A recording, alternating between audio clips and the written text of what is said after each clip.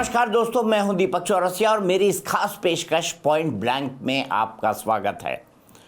आपको पता है, भारतीय जनता पार्टी विश्व की वो राजनीतिक पार्टी है जो दुनिया की सबसे बड़ी पार्टी बन चुकी है। लेकिन भारत में ऐसे गिने चुने राज्य हैं जहां पर भारतीय जनता पार्टी ने आज तक सरकार न बनाई हो। ऐसा ही एक राज्य पंजाब है। पंजाब में अगले कुछ ही महीनों में विधानसभा चुनाव होने वाले हैं। सवाल ये खड़ा होता है कि पंजाब भारतीय राजनीति में भारतीय जनता पार्टी का अनफिनिश्ड एजेंडा क्यों रहा। इन तमाम चीज़ों के बारे में बात करने के लिए हमारे साथ भारतीय जनता पार्टी के राज्यसभा सांसद, भारतीय जनता पार्टी के रणनीतिकार, महासचिव और संकट मोचक तरुण चुग जी हमारे साथ इस वक्त मौजूद हैं। सबसे पहले मैं जानना चाहूँगा आपसे, आखिरकार पंजाब में जो भारतीय जनता पार्टी का अनफिनिश्ड एजेंडा पंजाब क्यों रह गया? ऐसा है कि इसे आप अनफिनिश्ड ना कहिए। भारतीय जनता पार्टी के जो वरिष्ठ नेतृत्व था, एक उनके मन में भाव था, क्योंकि 84 दिल्ली में जो हुआ, 52 शहरों को कांग्रेस के नेताओं ने शमशान बना दिया। वोटर लिस्ट पकड़कर, चुन चुन कर सिखों को घरों से, सिखों को निकालकर उनके ही आंगन में जिंदा जलाया। उसके बाद एक ट्रस्ट डेफिसिट कंट्री में खड़ा हुआ था। भारतीय जनता पार्टी ने पंजाब को सामने रखकर हिंदू सिख भाईचारा और मजबूत हो, और जो दरार कांग्रेस ने डाली है उसको कैसे फिल किया जाए। एक राष्ट्रीय पार्टी होने के बावजूद हमने पंजाब के हितों को देखते हुए, हिंदू सिख भाईचारे की मजबूती को देखते हुए छोटे भाई की भूमिका स्वीकार की। आपने कहा छोटे भाई की भूमिका में नहीं रहेंगे, लेकिन लोग ये कह रहे हैं कि भारतीय जनता पार्टी पंजाब में उतनी डीप रूटेड नहीं है जितनी उत्तर के अन्य राज्यों के अंदर। मैं पंजाब की खास तौर से इसलिए बात कर रहा हूं क्योंकि आप लोकसभा चुनाव के परिणाम उठा के देख लीजिए, उसमें भी कांग्रेस और आम आदमी पार्टी के बीच ही जो है नंबर 1 और नंबर 2 की लड़ाई थी। उसके बाद शिरोमणि अकाली दल था, बीजेपी तो बहुत पीछे थी। शायद 3 दशक बाद एक पहला मौका था जब भारतीय जनता पार्टी ने 13 सीटों पर चुनाव लड़ा। हम लड़े ही नहीं 3 दशक, लेकिन 3 दशक बाद हम लड़े तो पहले 3 दल यानी अकाली दल हमसे पीछे था, कांग्रेस, भाजपा और आम आदमी पार्टी।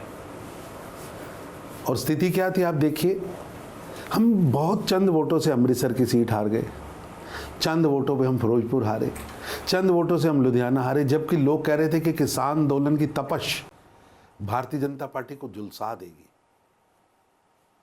लेकिन एक अच्छा परसेंटेज, कम मार्जिन से सीटें हारना, और इतने सालों बाद पहली बार इलेक्शन। हमने लुधियाना लड़ा कब था? शायद 96 में लड़ा। हमने फिरोजपुर लड़ा कब था? 96 में लड़ा था, मुक्तसर। हमारी प्रेजेंस आज जलंधर हमने कभी लड़ा ही नहीं था।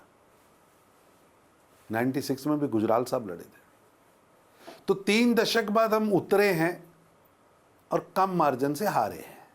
लेकिन अभी भी आप अगर देखें तो सत्ताधारी पार्टी आम आदमी, उसके बाद नंबर 2 पे कांग्रेस, नंबर 3 पे मैं राज्य के प्रेजेंस की बात कर रहा हूं और वोट बैंक के आधार पर बात कर रहा हूं, और नंबर 4 पर आती है भारतीय जनता पार्टी। तो अगर आप चुनाव में अकेले उतरते हैं जैसा आप कह रहे हैं, और अभी तक भारतीय जनता पार्टी ने संकेत दिए हैं, उस सिचुएशन में भी आप सीधे सरकार बनाने तक पहुँच जाए, इसकी संभावना न के बराबर है। ऐसा है कि आप बिल्कुल सही कह रहे हैं, लेकिन आज भी भारतीय जनता पार्टी पहले 3 में है।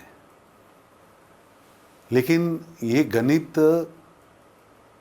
तब तक रहता है जब तक आप कोई सरकार चलाता है। ऐसा ही आंकड़ा आता था कि डीएमके को कोई हरा नहीं सकता है, और एआईडीएमके को लगता था कि वो डीएमके के विरोध का वोट उसकी झोली में आने ही वाला है। लेकिन जनता क्या सोच के बैठी थी? जनता ने जो सोचा था वो किया। डीएमके एक भी कॉरपोरेशन, एक भी निगम, एक भी पंचायत का चुनाव नहीं हार रहा था, लेकिन सुफड़ा साफ हो गया। भारतीय जनता पार्टी की जो रणनीति है उसके साथ है, तो क्या किसी भी सिचुएशन में शिरोमणि अकाली दल के साथ समझौते को आप रूल आउट कर रहे हैं? जनता मेरे को आशीर्वाद दे रही है, भरपूर आशीर्वाद दे रही है, 117 पे दे रही है, मेरे को आगे बढ़ना है। कांग्रेस के अंदर चरणजीत सिंह चन्नी जो कि पूर्व मुख्यमंत्री हैं, उन्होंने एक तरीके से अपने नेतृत्व के खिलाफ बगावत कर दी। वो चाहते हैं कि उन्हें राज्य का अध्यक्ष बनाया जाए। राजा वडिंग, उनको कैंपेन कमेटी का चेयरमैन बनाया गया है। राजा वडिंग के नेतृत्व को स्वीकार करने को तैयार नहीं है। क्या आपको लगता है इससे कांग्रेस के प्रॉस्पेक्ट्स पर किसी तरह का असर पड़ने वाला है? और क्या कांग्रेस हाईकमान, आपको क्या लगता है, चरणजीत सिंह चन्नी को एक तरफ रखा जाए और दूसरी तरफ राजा वडिंग को रखा जाए पंजाब की राजनीति में, तो कौन ज्यादा ताकतवर है? आज कांग्रेस पार्टी में होड़ है परिक्रमावादी और महापरिक्रमावादियों के बीच में। कोई दिल्ली के किसी घर की परिक्रमा कर रहा है और कोई दिल्ली के दूसरे घर की परिक्रमा कर रहा है। जो प्रश्न चरणजीत सिंह चन्नी ने उठाए हैं, कांग्रेस पार्टी उन प्रश्नों का उत्तर नहीं दे रही है। उन्होंने कहा कि कांग्रेस पार्टी के अंदर पंजाब के एससी नेताओं के साथ दुर्व्यवहार कर रहा है। क्या कांग्रेस पार्टी आज एससी के साथ दुर्व्यवहार, जातिगत आधार पर उनको पीछे धकेलने वाले नेताओं का जमघट बन गई है या पनाहगाह बन गई है? या नेतृत्व में इतनी क्षमता नहीं है कि एक पूर्व मुख्यमंत्री आरोप लगा रहा है कि जाति के आधार पर नेता उनके बाकी एससी नेताओं के साथ दुर्व्यवहार कर रहे हैं? कोई पूछने वाला नहीं है। और जो नेता अपनी पार्टी के अंदर मिलकर चल नहीं सकते, जाति के आधार पर एक दूसरे से घृणा करते हैं, वो पंजाब चलाने का मुंगेरी लाल का सपना देख रहे हैं। भगवंत सिंह मुख्यमंत्री हैं, आम आदमी पार्टी ने जो है उनको जीत के बाद मुख्यमंत्री बनाया और बड़े अंतर से पिछली बार आम आदमी पार्टी वहाँ पर चुनाव जीती थी। उपचुनाव भी जीत रही है, लोकल बॉडी के इलेक्शंस भी जीत रही है। लेकिन हाल ही में एक मसला आया, उन्होंने बेअदबी की है, लेकिन मुख्यमंत्री इससे इनकार करते हैं। वो कहते हैं कि वो तो है ही नहीं। भारतीय जनता पार्टी इस मसले पर क्या सोचती है? अकाल तख्त का जत्थेदार मुख्यमंत्री को बुला के कहता है कि आपकी ये वीडियो है, इस वीडियो में जो किया गया है वो एक अपराध है, नैतिक अपराध है, आप नशे में कर रहे हैं। तो मुख्यमंत्री कहते हैं कि ये टेम्पर्ड है। वो लगातार श्री अकाल तख्त साहब, गुरु परंपराओं के विरुद्ध, लंगर के विरोध में, गले के विरोध में बयान देते जाते हैं और अपने आप को बचाने के लिए श्री अकाल तख्त साहब को छोटा दिखाने का प्रयास करते हैं और इससे आगे जाते हैं। आपने किसी पुलिस ऑफिसर को भेजकर पैसे के बल पर एक झूठी रिपोर्ट बनाई जाती है जिसमें अकाल तख्त साहब झूठे हैं, वो रिपोर्ट पेश की जाती है। जब पर्दाफाश होता है और स्पष्ट दिखता है कि ये सारी कवायद ही झूठ के आधार पर है, जो डॉक्टर उसकी सर्टिफिकेशन देता है वो सामने आके कहता है कि मेरे को इतना पैसा दिया गया, ये ट्रांजैक्शन है, ये होटल था, ये रिसेप्शन था, इसकी फुटेज है, ये सब है। फिर और झूठ, पाप को बचाने के लिए महापाप और महापाप को बचाने के लिए फिर महापाप। आपको क्या लगता है पंजाब में चार जो पॉलिटिकल पार्टीज़ हैं और आम आदमी पार्टी, उन सबको पीछे करके पिछले 15 साल के अंदर एक उभार के तौर पर निकल कर वहाँ पर आई है, सत्ताधारी पार्टी बनी है, इसके पीछे आप सबसे बड़ा पॉलिटिकल फैक्टर किसको देखते हैं? ऐसा है कि क्या वो फैक्टर, आम आदमी पार्टी का दावा है कि वो फैक्टर तो अभी भी बना हुआ है, ऐसा है कि वो फैक्टर है बदलाव का,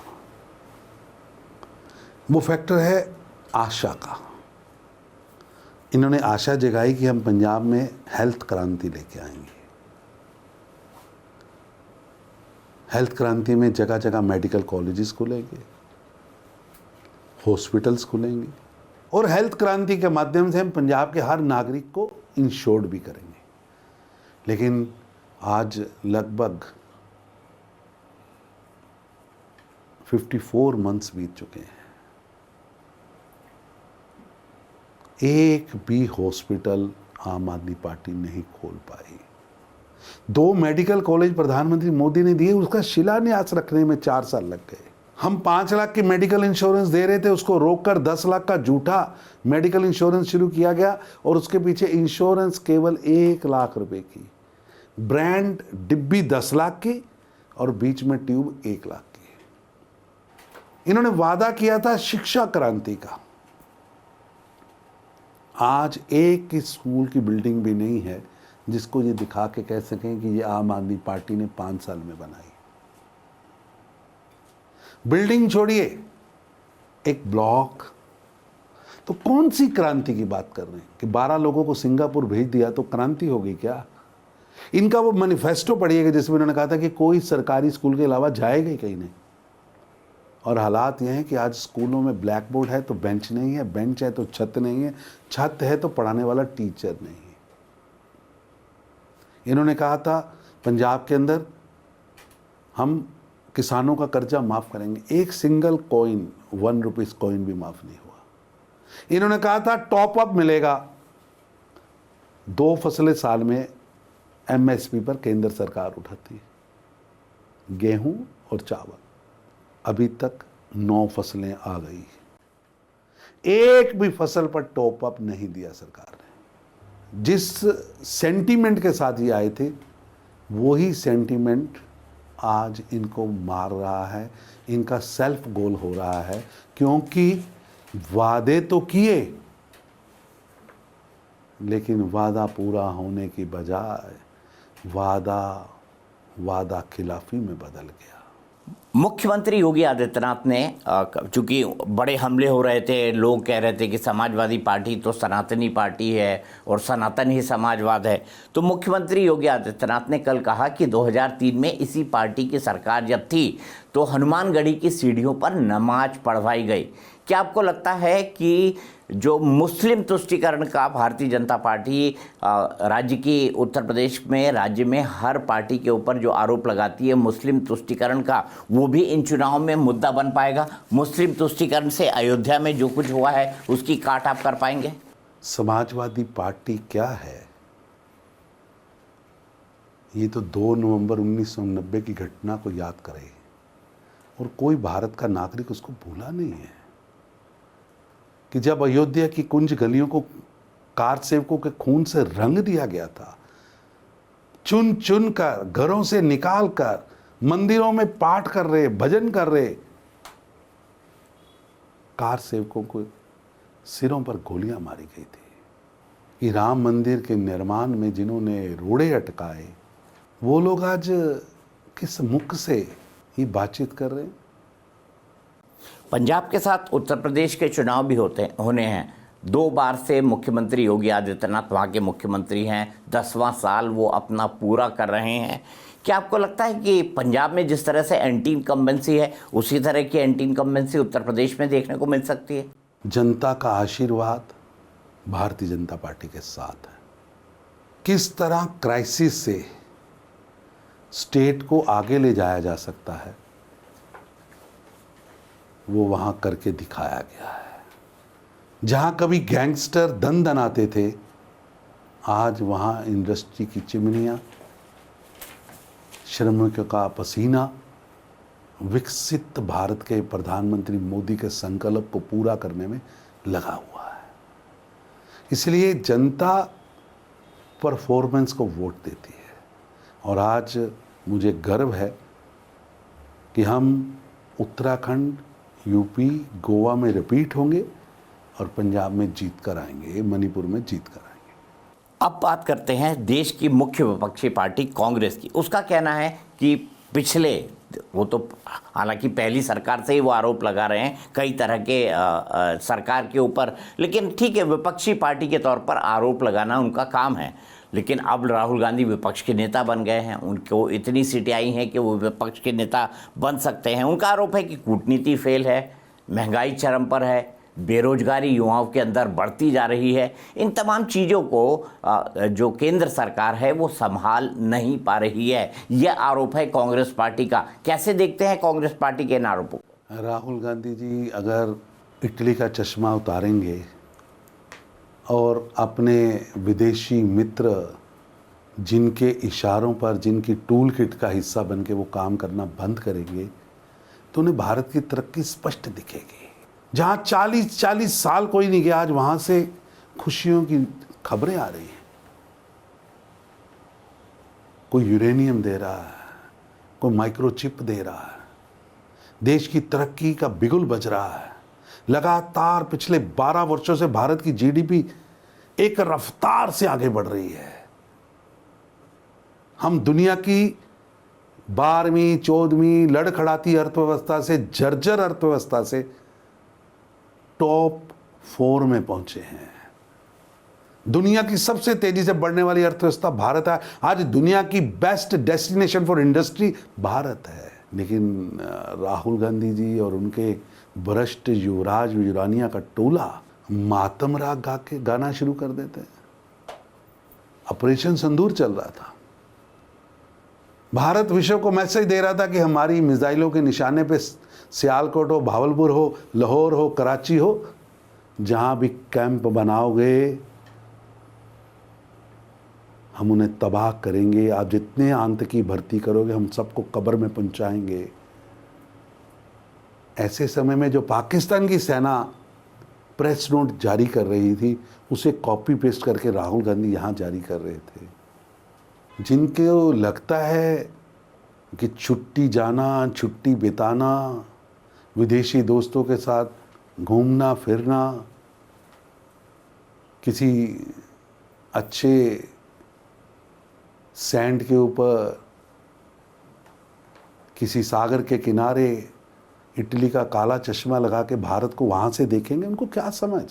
एथेनॉल मिक्स पेट्रोल E20 जो पेट्रोल आ रहा है उसको लेकर बड़ा कैंपेन चल रहा है कि ये ईंधन जो है वो गाड़ियों को ख़राब कर रहा है। पेट्रोल में एथेनॉल की ब्लेंडिंग नहीं होनी चाहिए, कम से कम E20 तो बिल्कुल नहीं होनी चाहिए, इससे गाड़ियां ख़राब हो रही है। पार्टी का इसको लेकर क्या व्यू है? आप खुद गाड़ी का इस्तेमाल करते होंगे, आपकी क्या आप तो नहीं देखते होंगे एवरेज क्या है, लेकिन फिर भी क्या आपके एवरेज में गिरावट आई है गाड़ियों? प्रश्न एवरेज का है नहीं। और मैं टेक्नोक्रेट नहीं हूँ। अगर टेक्नोक्रेट कह रहे हैं ये ठीक है, तो भ्रम क्यों फैलाया जा रहा है? किनको फ़ायदा देने के लिए भ्रम फैला रहे हैं आप? राहुल गांधी के नेतृत्व में भ्रम की इंडस्ट्री चल रही है। कभी आप भ्रम सनातन के खिलाफ चला देते हो, डेंगू है। कभी हम भ्रम भारत के इंस्टीट्यूशंस के खिलाफ चलाते हो, कभी भारत की प्रभुसत्ता के खिलाफ चलाते हो। कितना झूठ परोसा जा रहा है, स्पष्ट दिख रहा। पंजाब में जो है पिछले एक दशक के अंदर ऐसा है कि कई सारे ऑर्गेनाइज्ड गैंग पंजाब में और हरियाणा में काम करते हुए दिखाई दे रहे हैं। क्या ये पुलिसिंग की विफलता है या इसके पीछे आप और किसी तरह का कारण देखते हैं? ऐसा है कि मैं तो मानता हूं कि पंजाब के अंदर गैंगस्टर और रंगदारी पंजाब की भगवंत मान की सरकार की देन है। मैंने कभी नाम ही नहीं सुना था कि ऐसे कोई गैंग होते होंगे। पंजाब में कभी ऐसा नहीं था। लेकिन आप आज किसी भी शहर में जाइए, किसी भी गांव में जाइए, तो लोग अपने टेलीफोनों में रिकॉर्डिंग सुनाते हैं कि फलाने गैंग का फ़ोन आया, वहाँ पैसे पहुँचा दो, वहाँ पे। और मेरा ऐसा मानना है कि पंजाब की पुलिस बहुत बहादुर है, लेकिन पॉलिटिकल कंपल्शन कहिए या पॉलिटिकली उनके हाथ बांधे हुए हैं, उनके पाँव बांधे हुए हैं, और नालायक नौसिखिया लोग पंजाब की शांति के साथ खेल खेल रहे हैं। आप पार्टी के महासचिव सर, पिछले 24 घंटों में एक खबर बड़ी चर्चा में है कि पटना में जो अध्यक्ष जी की सीट थी नितिन नवीन जी की, उसमें एक कैंडिडेट एक उतारा गया, उसके बाद उसको बदल के दूसरा दिया गया। दूसरी तरफ मध्य प्रदेश के अंदर पूर्व गृह मंत्री नरोत्तम मिश्रा, उनकी जगह किसी दूसरे कैंडिडेट को टिकट दिया गया और उसके बाद हिंसक झड़पें और प्रदर्शन हुए उनके समर्थकों के द्वारा। क्या आपको लगता है कि भारतीय जनता पार्टी में इस तरह की खबरें कभी सुनने को नहीं मिलती थी? इतनी कैलकुलेटेड काम करने वाली पार्टी के अंदर इस तरह की मिस्टेक्स या इस तरह की परिस्थितियां क्यों पैदा हो रही है? ऐसे कि आप उन दोनों को इकट्ठा मत करिए।